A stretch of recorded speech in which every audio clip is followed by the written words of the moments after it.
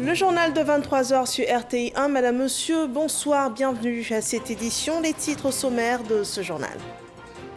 Le développement des PME engage l'État de Côte d'Ivoire et la Banque publique d'investissement sur un protocole d'accord en vue de l'amélioration du système d'appui au développement des PME ivoiriennes. La France apportera l'assistance et le conseil nécessaires à un meilleur rendement des petites entreprises. Le 11e sommet mondial du caoutchouc lancé ce mardi à Abidjan, une rencontre virtuelle qui se déroulera du 8 au 11 juin prochain.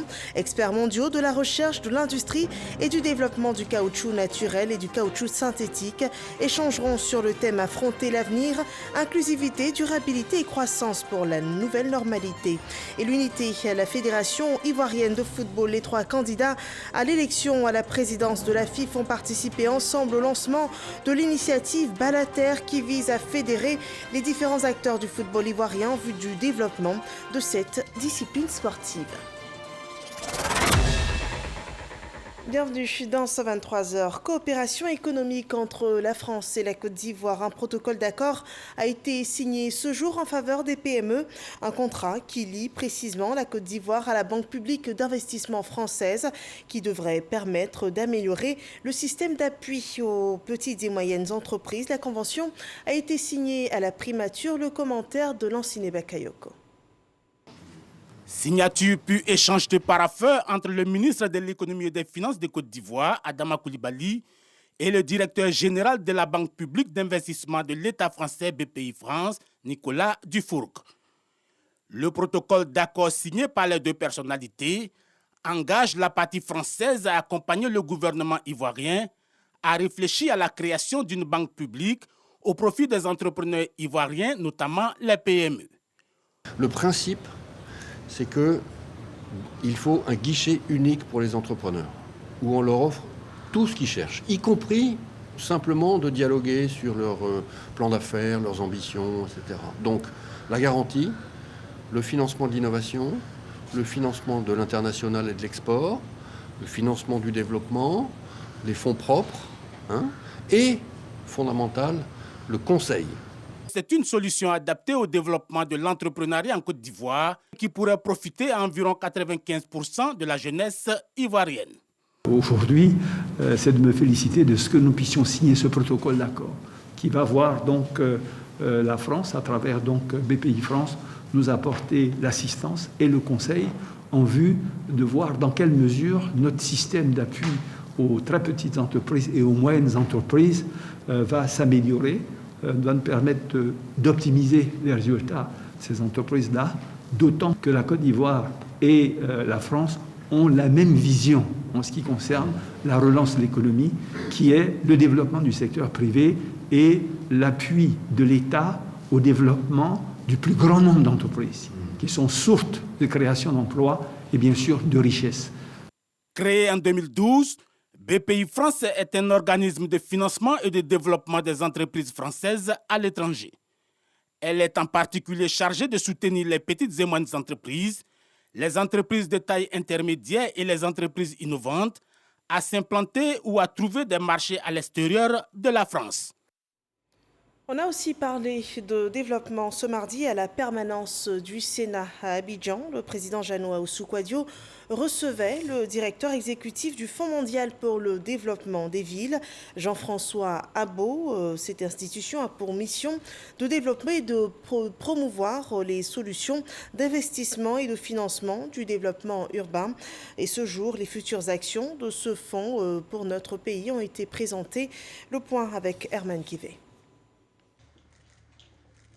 Il est le directeur exécutif du Fonds mondial pour le développement des villes. Jean-François Abo, en mission à Abidjan, a été reçu en audience par le président du Sénat ivoirien, Ahoussou-Kouadio Jeannot.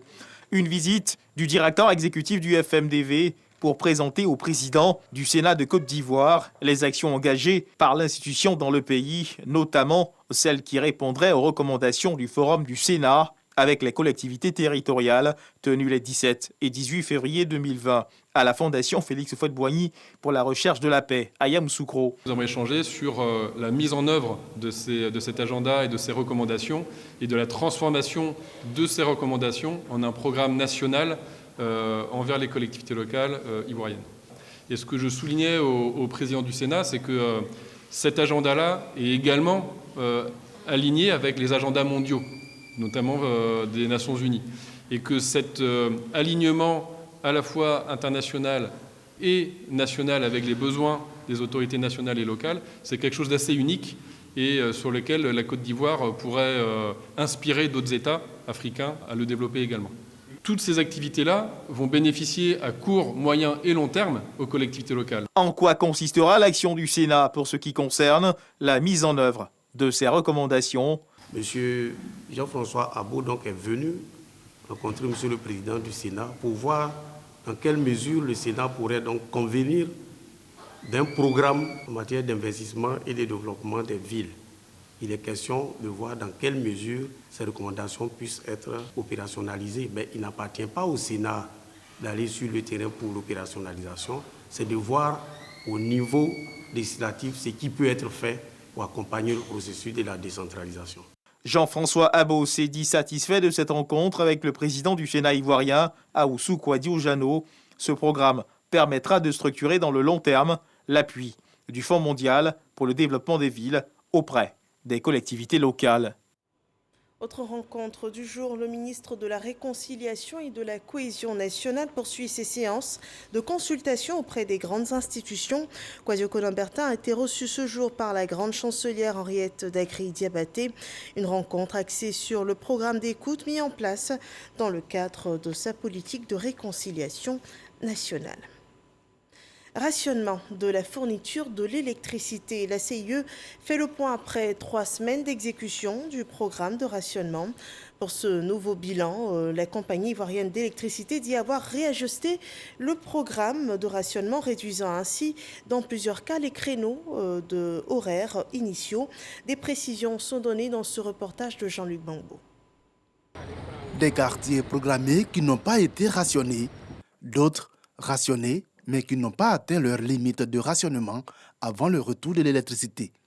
C'est en substance le bilan de 3 semaines du programme de rationnement dressé par la compagnie ivoirienne d'électricité, CIE, un programme qui a parfois été faussé par des aléas techniques. Il convient de rappeler que des incidents localisés peuvent aussi entraîner des interruptions d'électricité par endroit et cela n'est pas du fait du programme de rationnement. Dans ce cas, ce que nous faisons, nous tenons à la disposition de notre clientèle une communication pour les informer sur le traitement de cet incident. En clair, pour les informer sur l'heure à laquelle les travaux de réparation vont se terminer et qu'ils auront l'électricité en bonne et due forme. Des aléas qui amènent la compagnie à réajuster le programme de rationnement, notamment à l'endroit des industriels.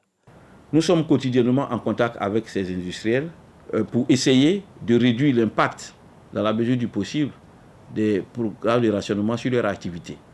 Alors, pour ces industriels, nous avons établi un premier programme, mais ce premier programme a subi de nombreuses adaptations avec les organisations des industriels elles-mêmes au sein d'un comité de veille qui a été mis en place par le gouvernement.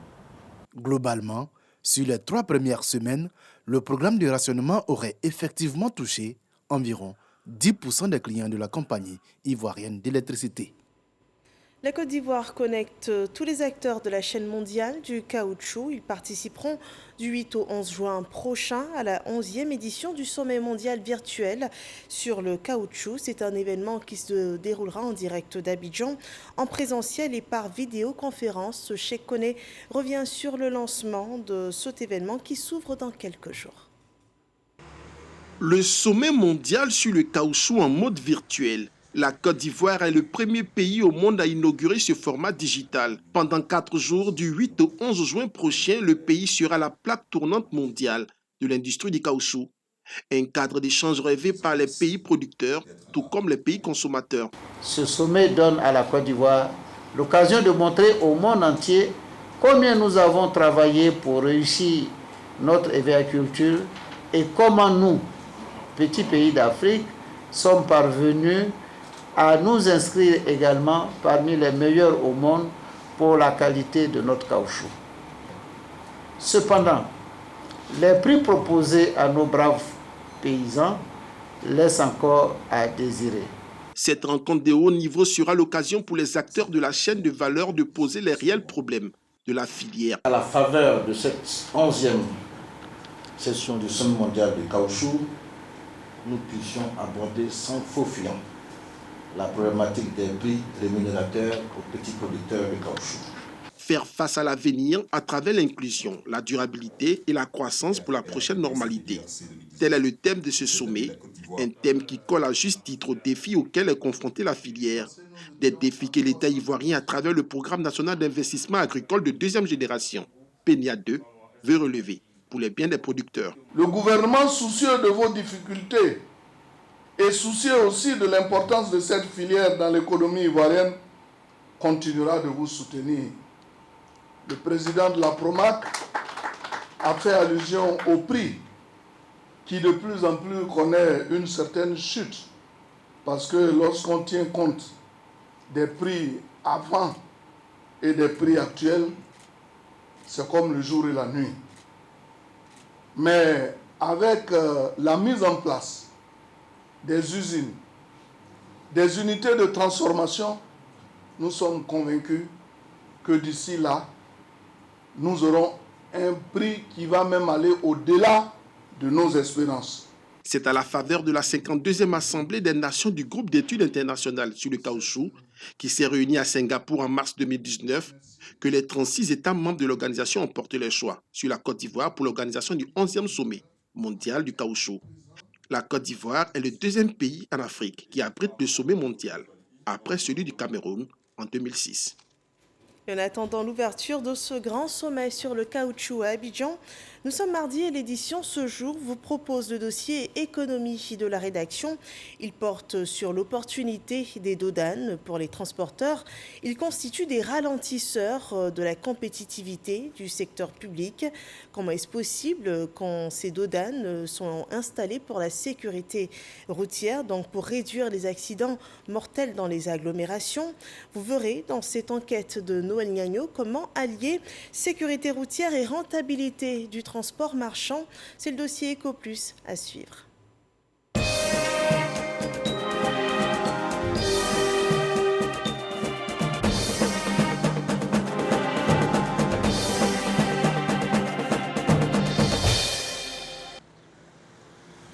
À Bangourou, nous sommes à plus de 200 km d'Abidjan, la capitale économique. Gare du groupement des transporteurs de l'Indéni. Drissa Silla, chef de gare, est un homme heureux depuis la réhabilitation de l'axe Abidjan à Bangourou. On pourrait aller à 6 à 5 millions de dépenses frais mécaniques par mois, au moins que la route n'était pas faite. Quand on a refait la route, on était très contents. Ici à Abidjan, comme ça, on pouvait faire 2h30. Les cars pouvaient faire 2 voyages, 3 voyages par jour, un seul car. Et que les frais mécaniques ont été abaissés au niveau de 2 millions à 1,5 million. Vraiment, ça nous donnait la force pour payer très rapidement de nos cas. Comme on le voit, les bénéfices économiques et financiers sont notables. Seulement voilà, cette embellie sera de courte durée avec l'avènement des dodanes. Les dodanes, ça nous est reculé. Ça nous est reculé. Ça nous est reculé. Les dodanes, il y a d'autres qui sont corrects, il y a d'autres qui ne sont pas corrects. Parce qu'il y a des virages qu'ils ont mis des dodanes, qui n'est pas normal, et la descente encore qui est très forte. S'il y a des gros camions derrière vous, tels que les grumiers, vraiment, tu ne peux pas attention, il va vous percuter parce qu'il descend avec une force. Voilà. Et puis la montée des côtes encore, il y a des dodanes, ce qui n'arrange pas peut-être les poids lourds. À l'origine de cet état de fait, la conduite inconsidérée des automobilistes devant la qualité des axes réhabilités. Si on prend au niveau de l'Est, la route qui va d'Abidjan à Dzopé, à Bangourou, à Yibiloko a été entièrement réhabilitée. Si vous prenez Yamoussoukro, Boaflé, Daloa, entièrement réhabilité. Vous prenez l'autoroute d'Ivo-Gagnoa, entièrement réhabilitée. Alors qu'est-ce qu'on constate? Aujourd'hui, les automobilistes roulent à tombeau ouvert. Dans de nombreux villages, il y a des enfants qui sont écrasés, il y a des personnes qui sont tuées. Fait dramatique. Et Here Mankono, dans l'entente du bonheur en langue malinké, des enfants sont fauchés le 31 décembre 2020. Un gros camion qui passait à vive à lui ici, Il est rentré dans le décor, il a fait 2 victimes, 2 décès sur le coup. Face à cette situation, la population s'était révoltée. La population était obligée de bloquer la situation, pratiquement de 17h jusqu'à 1h du matin. Les exemples de cette nature sont légion. De 2013 à 2018, on a observé un accroissement de 21% d'accidents, le nombre d'accidents. On a observé un accroissement de 37% du nombre de blessés. Et ce qui est dramatique, je l'avoue, on a un accroissement de 79% du nombre de morts. Contraints, les pouvoirs publics, malgré les mesures prises, ont cédé aux pressions des populations riveraines. Ainsi, Ndoussi Gagnoa, 170 km, plus d'une centaine de dodanes avec une crête à Hermankono. 14 ralentisseurs pour 2,5 km. Les véhicules traversaient le village à une vitesse supérieure à 100 km/h. Il faut le dire, on s'est chaque fois plaint, mais je crois que les conducteurs ne comprenaient pas. Et pour ne pas faire d'injustice, nous avons demandé à ce que l'État vienne nous aider avec les dodanes pour éviter les morts. Parce qu'en un mois, on a eu plus de 4 à 8 morts. À Bangourou, Abidjan, plus de 180. Ici, Abidjan fait 180 dodanes de 100 km. Il y a des villages où on doit mettre 3 dodanes. Il y a 15 dodanes. Il y a des villages où on doit mettre 3 dodanes. Il y a 20 dodanes.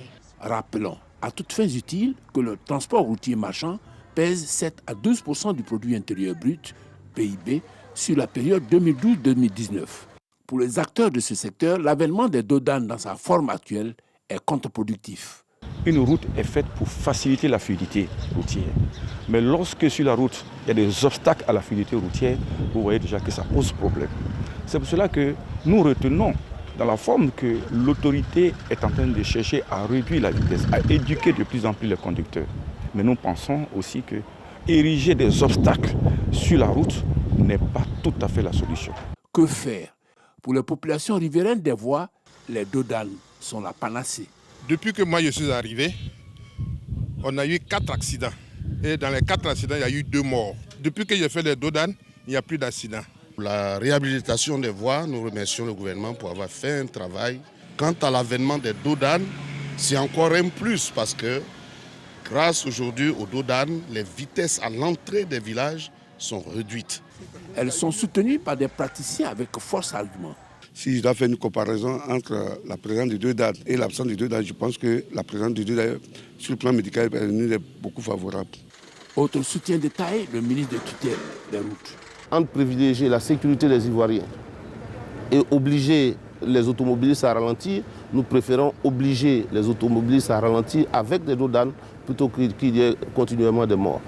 Sécurité routière et rentabilité économique du secteur du transport marchand. Voilà l'équation à résoudre sans passion et avec objectivité.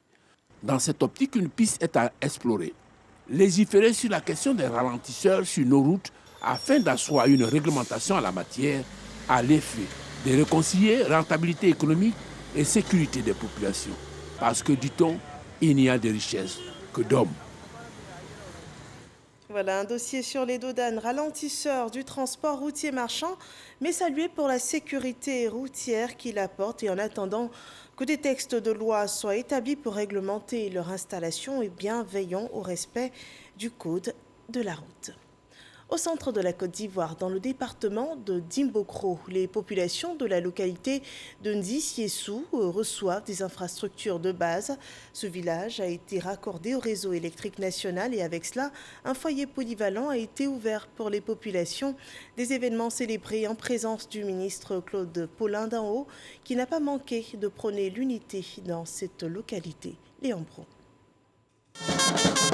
Effervescence à Ndissi-Essou, localité de plus de 1000 âmes à 20 km de Dimbokro et à moins d'un autre de Nofou, son chef-lieu de sous-préfecture, dont elle est devenue un quartier. À l'origine, l'inauguration du foyer polyvalent et la mise sous tension électrique de ce village. Quelle grande joie! En effet, le jour de la mise sous tension électrique, tous les animaux de ce village ont brouté jusqu'au petit matin, se croyant en pleine journée. Merci, Monsieur le Président.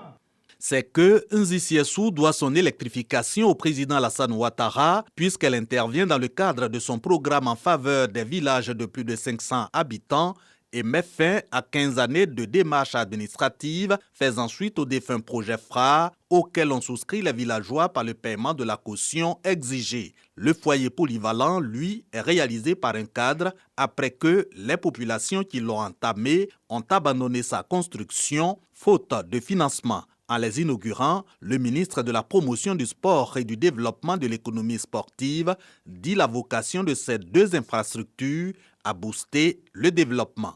Un foyer polyvalent, c'est le lieu où l'on apporte à la fois la connaissance, l'éducation, et c'est le lieu où on apporte aussi la réjouissance et où on fixe les jeunes dans les territoires.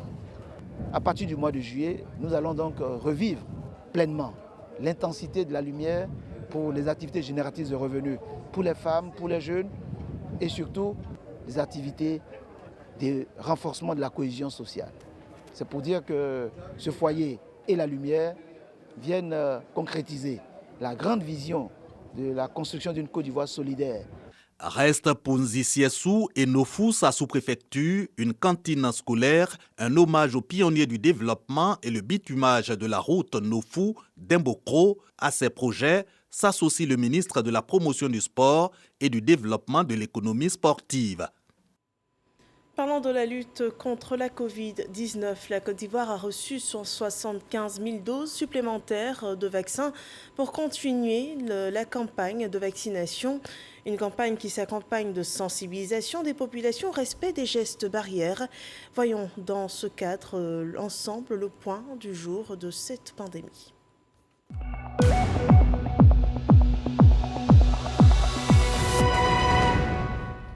Ce 1er juin, 27 nouveaux cas de Covid-19 sont annoncés. Avec cela, 56 nouvelles guérisons et un cas de décès déclaré. La Côte d'Ivoire compte ainsi à cette date 47 319 cas confirmés, dont 46 758 personnes guéries, 306 personnes décédées des suites de la Covid-19. Il reste encore 255 cas actifs. La campagne vaccinale, elle, s'intensifie et à ce jour, 543 663 doses ont été administrées sur tout le territoire. Des doses de vaccins AstraZeneca reçues dans le cadre de l'initiative COVAX et le dispositif international COVAX compte désormais sur sa liste un deuxième vaccin chinois. L'Organisation mondiale de la santé a ce mardi donné son homologation d'urgence au vaccin chinois Sinovac. Elle le recommande aux personnes de 18 ans et plus. Ce vaccin requiert 2 doses à intervalles de 2 à 4 semaines. De type inactivé, il est facile à stocker, ce qui le rend facile à gérer et particulièrement adapté aux pays qui ont peu de ressources. Selon l'OMS, l'efficacité du Sinovac est de 57% pour prévenir les cas de Covid-19 symptomatiques, mais aussi de 100% pour éviter les cas les plus graves et les hospitalisations. Parlons de migration. L'OIM souhaite améliorer sa politique dans le cadre de la lutte contre les migrations irrégulières. Et pour cela, elle évalue ses actions avec le ministère des Affaires étrangères. Le point de Laure Goretti et Godefroy Okambawa. La migration irrégulière demeure une préoccupation pour les États. En Côte d'Ivoire, de nombreux efforts sont en cours pour venir à bout de ce fléau. La gestion des flux migratoires représente un défi pour l'ensemble des pays du monde. Les abus perpétrés contre les migrants ont augmenté, avec notamment une augmentation du trafic illicite des êtres humains qui accroît la vulnérabilité des migrants. Lorsqu'on commençait les campagnes de sensibilisation sur la question de la migration irrégulière, nous avions voulu faire une base de données des organisations non gouvernementales qui travaillaient dans le domaine de la migration.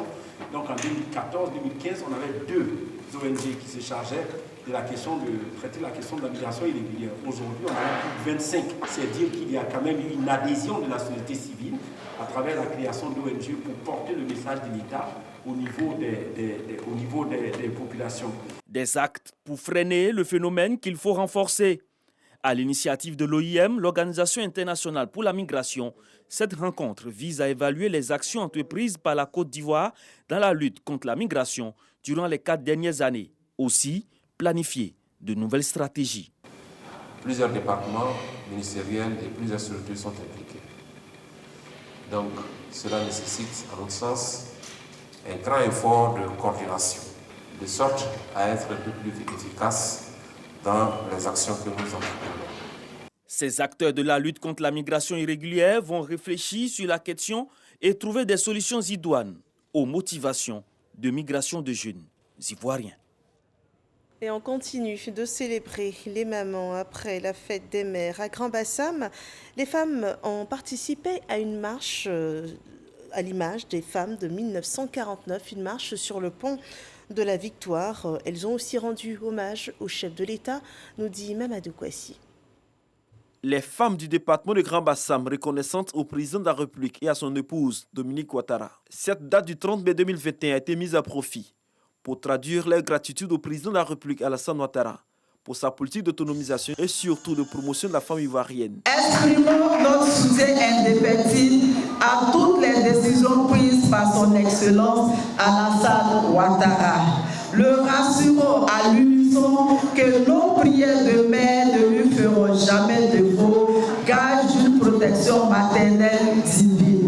Cette journée de reconnaissance des femmes du département de Grand-Bassam au couple présidentiel, doublée la célébration de la fête des mères, a été l'occasion pour la ministre Nassine Batouré de rassurer les femmes quant à la poursuite des efforts du gouvernement pour le bien-être de la femme et au-delà de toute la famille. Nous sommes conscients qu'au-delà de cette fête, vous avez besoin de moyens pour l'amélioration des conditions de vos vies.